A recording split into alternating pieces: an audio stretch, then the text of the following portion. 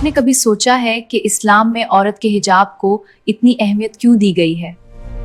क्या ये सिर्फ एक कपड़ा है या उसके पीछे एक बहुत बड़ी हिकमत और इज्जत छुपी हुई है? इस्लाम ने औरत को बेहद इज्जत और एहतराम दिया है। कुरान और हदीस में तौक़ को माशरे की इतनी अमानत करार दिया है। इसीलिए इस्लाम ने औरत को हुक्म दिया कि वो हिजाब इख्तियार करे और पर्दा करे, ताकि उसकी इज्जत, वकार और शख्सियत महफूज रहे।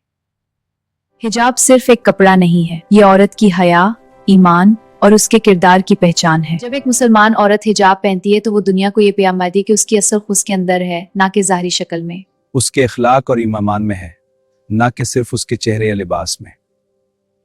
आज के दौर में फैशन और दिखावे को बहुत ज्यादा अहमियत दी जाती है। सोशल मीडिया पर अक्सर खूबसूरती को सिर्फ ज़ाहिरी शक्ल तक महदूद कर दिया गया है, लेकिन क्या खूबसूरती सिर्फ यही है? लेकिन इस्लाम हमें सिखाता है कि असल खूबसूरती दिल की पाकीज़गी और हया में होती है।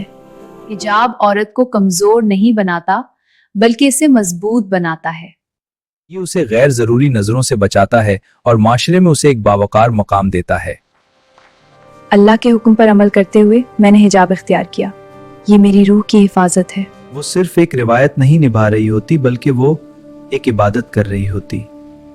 कुछ लोग कहते हैं कि हिजाब औरत की आज़ादी को महदूद करता है, लेकिन हकीकत उसके बरअक्स है। हिजाब औरत को एक ऐसी आज़ादी देता है जिसमें इज्जत, वकार और तहफ़्फ़ुज़ शामिल होता है।